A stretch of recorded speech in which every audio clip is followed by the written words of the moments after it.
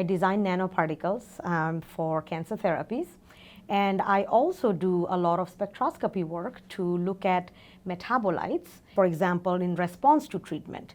So for example, metabolites, most people would think, what is that? Those are small molecules that are in your bloodstream. And oftentimes you would go to a doctor's office, and if you're not feeling well, they would do a blood screen. And that's basically what they're looking at. They're looking at those metabolites. So we study those for, in response to different treatments and things like that. The cancer therapies, we design these small nanoparticles called liposomes. These are made of lipids.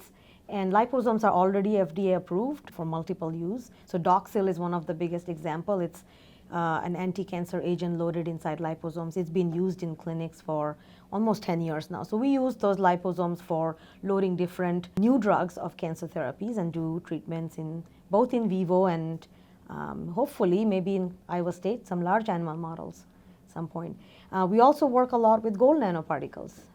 So specifically the nanoparticles we design are called gold nanostars. They literally look like little stars.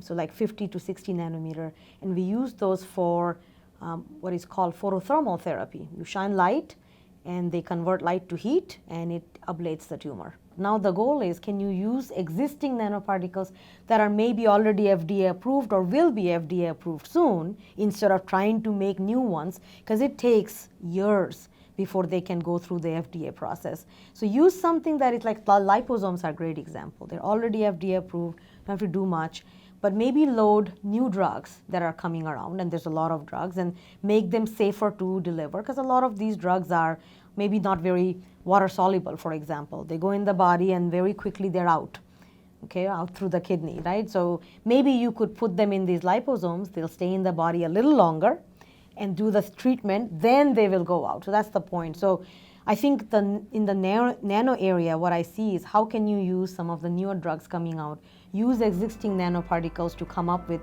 new treatment strategies.